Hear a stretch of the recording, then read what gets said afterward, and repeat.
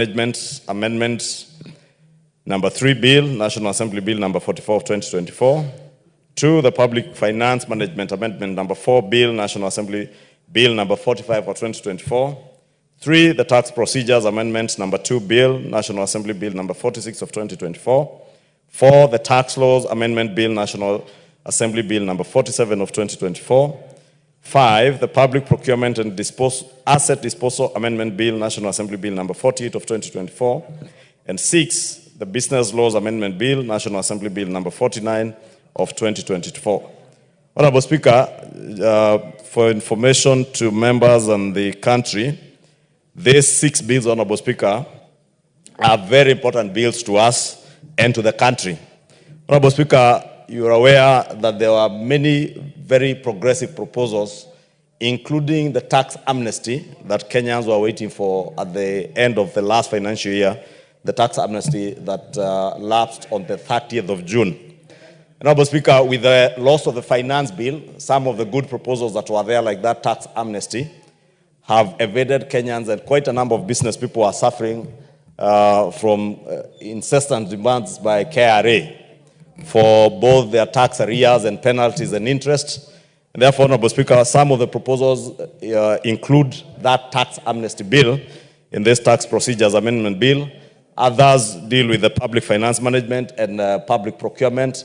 The business laws, Honorable Speaker, also carry very crucial amendments to many business laws, Honorable Speaker, especially in the manufacturing industry, that will facilitate the local manufacture, local production of goods locally. Therefore, Honorable Speaker, if we are not able to reduce the publication period of these bills, we may not be able to conclude with their enactment before the end of this session on the 5th of December, according to our calendar. Therefore, we want to reduce the publication period by just 2 days so that we may begin. Honorable Speaker, if you can protect me from the Honorable Pukose. He's louder than me on the mic. Pukose.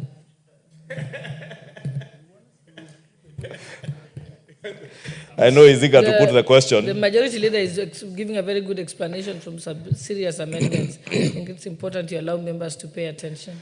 Honorable Speaker, I was saying thank you for that protection. I was saying, Honorable Speaker, in view of our scheduled calendar, we are to progress or to proceed on the long recess on the 5th of December, and we want to avoid a situation where we have to recall members for a special sitting, and also save especially those business people who have now to deal with KRA on matters of tax amnesty, at least to have this tax amnesty in place before the end of this year, so that they may not continue accruing interest and penalties. And therefore, would want to see the enactment of all these bills before the end of this financial year and the end of this session. And that's what I was saying, Honorable Speaker, by reducing this publication period by only 2 days, from 14 days to 12 days, we will create time after, without anticipating debate, Honorable Speaker, on order number 12 all the way to order number 17.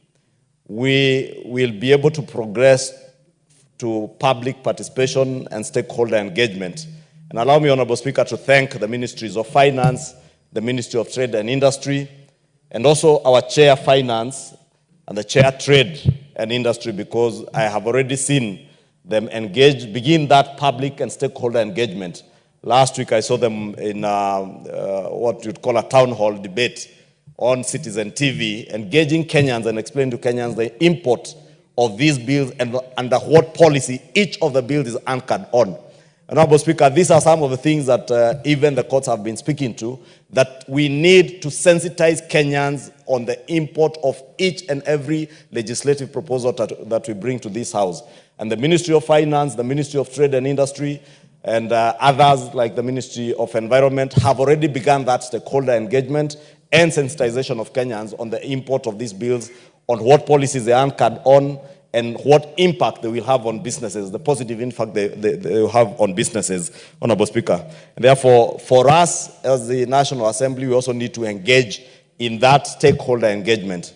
And for us to have time to have meaningful, qualitative and quantitative public participation, as we have been told by the courts, Honorable Speaker, we thought it was important to reduce the publication period by those 2 days so that they may come for first reading and we begin the engagement, the relevant committees begin the engagement with the public, Honorable Speaker, sensitizing them, informing them, so that, again, we preempt what we saw happen with the finance bill in June, where people, and many other bills, Honorable Speaker, including the land amendment clause, where people pick up just a small element of a legislative proposal and spin it out of in a narrative that will suit their political narrative, Honorable Speaker, and not necessarily the truth. Therefore, Honorable Speaker, we have learned that part of what we should begin to do early is to inform Kenyans, and that's why we want this opportunity to begin to inform Kenyans.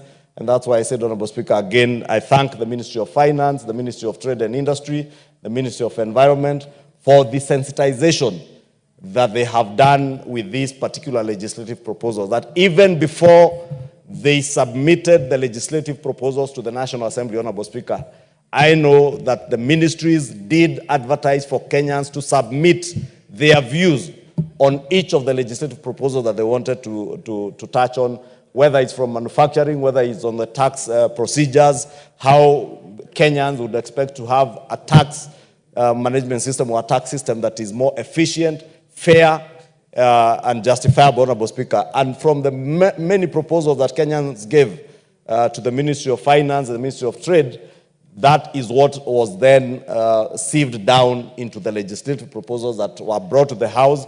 As I said, they have further engaged stakeholders, as I said on Citizen TV last week, and now it will be our time as a National Assembly to meaningfully engage Kenyans, and I want to trust that the chair of the Trade and Industry Committee, the Honorable Gakuya, who is here, the Honorable Kimani Kuria, who is also here, that they will embark to, and also the Committee on Trade by the Honorable Gikaria, Environment, they will engage Kenyans on many of these proposals so that Kenyans are well informed and not misinformed and disinformed by those who are intent on disinforming and misinforming Kenyans. Many of these proposals, Honorable Speaker, as I said, are critical, not just for the continuity of business in this country, but also to ensure that businesses are saved from the penalties and interest that are being levied to them by KRA on account of tax arrears. Many, Honorable Speaker, are suffering from cheap imports, that we can protect them, and it is our duty as legislators to protect our local industries so that we may spur growth from the manufacturing sector of our economy. Honorable Speaker, for those members who are in Naivasha, we had an engagement with KEPSA. And when the chairman of KEPSA spoke in that meeting, he indicated how manufacturers today are shifting to other destinations like Uganda, Tanzania, because they have created a more conducive manufacturing environment than ours. It is these incentives, Honorable Speaker, for creating a conducive manufacturing sector in our country that are contained in this Business Laws Amendment Bill.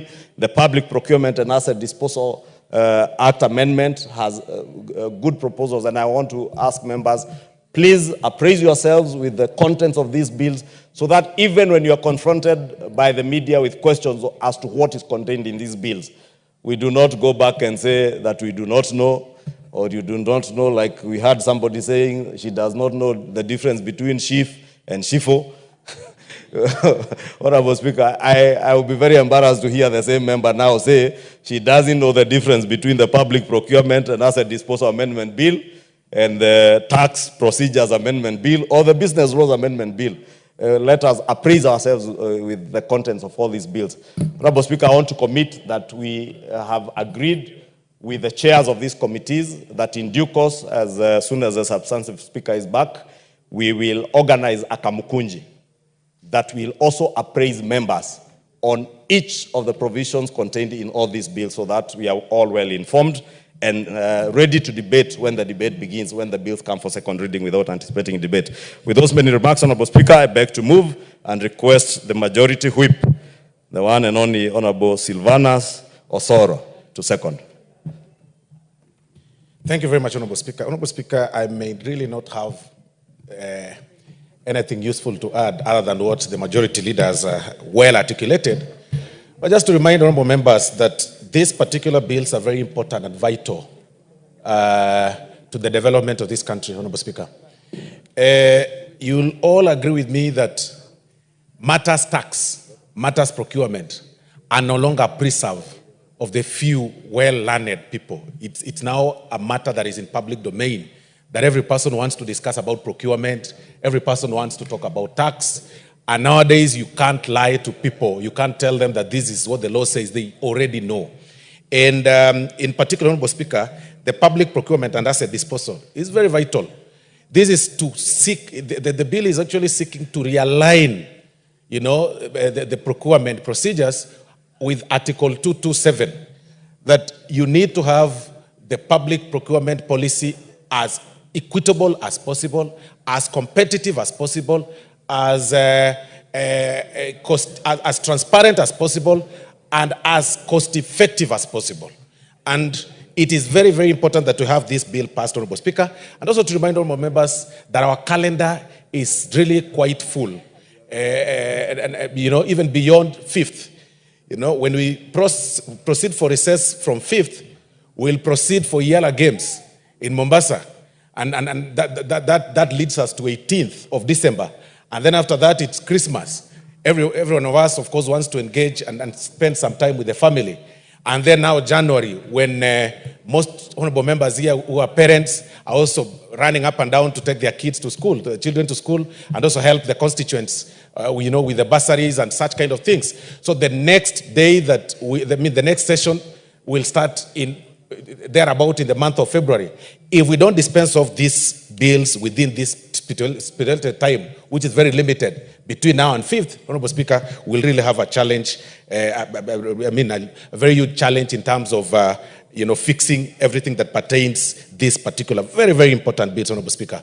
With those many, many remarks, Honorable Speaker, I beg to second.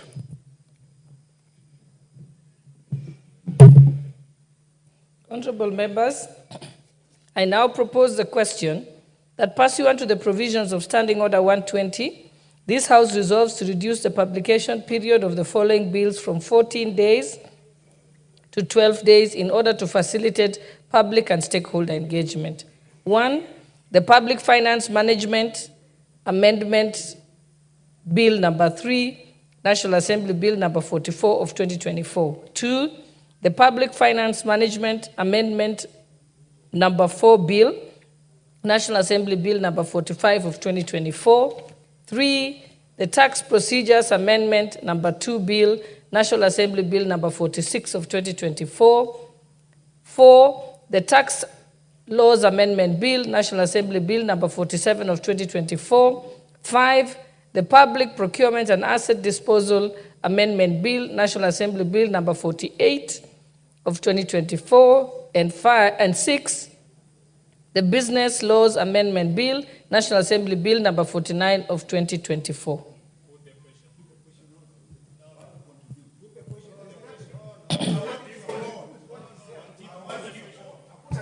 Honorable members, let's just allow Honorable Nyikal, just one person, then we can proceed. Honorable Pukase, that's not your prerogative.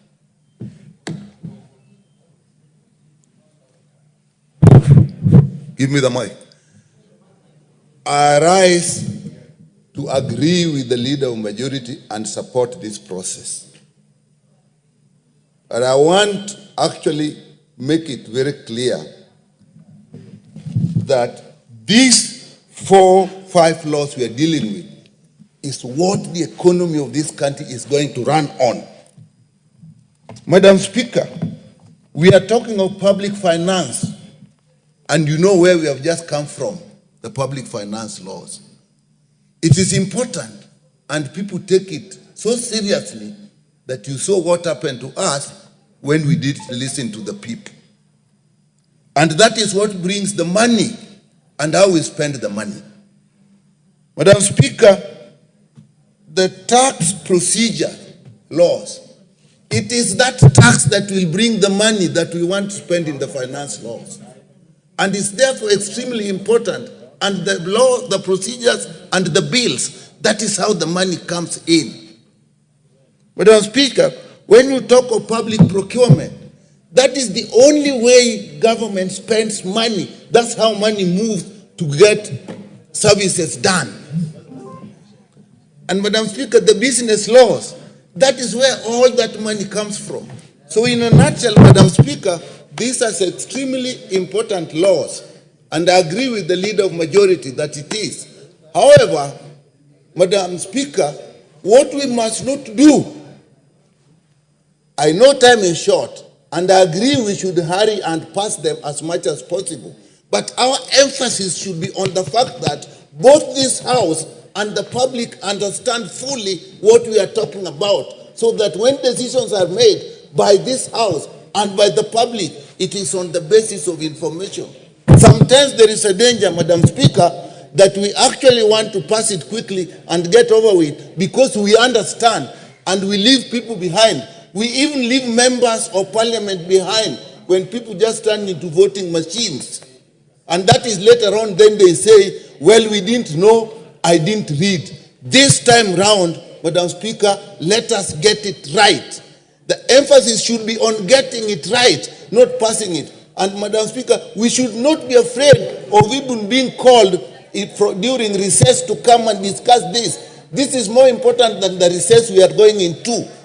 So, Madam Speaker, I support this because I appreciate, and without anticipating debate, this leads directly to order number 9 and the exemptions, even those without anticipating debate are actually in order with this. But I want to just repeat myself and say, please this time let us look at the interests of the country, not political positions, not business interests. Those are what we should look at in these laws. Because if we don't do that, we can face exactly the same problems we have faced recently with this bill. With that, Madam Speaker, I support. Honorable members, allow me to put the question.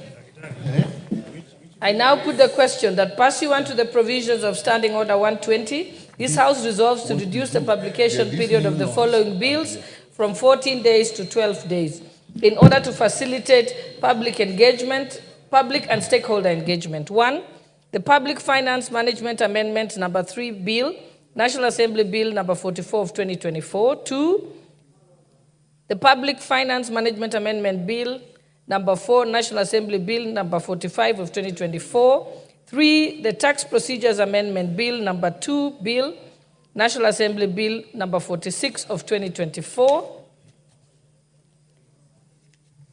4, the Tax Laws Amendment Bill, National Assembly Bill number 47 of 2024. 5, the Public Procurement and Asset Disposal Bill, Disposal Amendment Bill, National Assembly Bill number 48 of 2024. And 6, the Business Laws Amendment Bill, National Assembly Bill number 49 of 2024. Will as many as of that opinion say aye? Aye. Will as many as of the contrary opinion say nay? The ayes have it. Next order. Order number 9, procedural motion. Exemption of business from the provision of Standing Order 43. Majority Leader. Honorable Speaker, I beg to move that this House resolves to exempt business appearing as orders number 10, 12, 13, 14, 15, 16, and 17 in today's order paper from the provisions of Standing Order 43, being a Wednesday morning, a day allocated for business not sponsored by the majority or minority party or business sponsored by a committee. Honorable Speaker, this is a simple procedural motion to exempt the businesses appearing as orders number 10, 12, 13, 14, 15, 16, and 17, this being the first reading of the bills whose procedural motion we have just passed on reduction of the publication timeline for the same reasons, and therefore I don't need to belabor it. And I want to request the Honorable Naomi Wako to second as I move. Thank you, Honorable Speaker. Thank you, Honorable Speaker. I second. Honorable members, allow me to propose the question. I now propose the question that this House resolves to exempt the business appearing as orders number 10, 12, 13, 14, 15, 16, and 17 in today's order paper from the provisions of Standing Order number 43, being a Wednesday morning, a day allocated for business not sponsored by the majority or minority party or business sponsored by a committee. Honorable members, allow me, Honorable Makalu, make it short. Yeah, thank you, Honorable Speaker. Honorable Speaker, I do support this motion, but as I support, I want to go on record on about 3 things. The first one, Honorable Speaker, is that the truth of the matter is members of this House have only Wednesdays morning to do their bills and motions. And it's very unfair when the majority leader keeps on taking our time to bring government bills, which we can extend time and can also create special settings. So, Honorable Speaker, I would be pleading with the majority leader and the House Business Committee is that to allow us have Wednesday morning for private members' bills. These bills you are reading first reading are very important, I agree. But for the future, majority leader, it's important you allow us our day. The second point, Honorable Speaker, which is important, I also want to plead with the House Business Committee. If you look at the last Wednesday's order paper,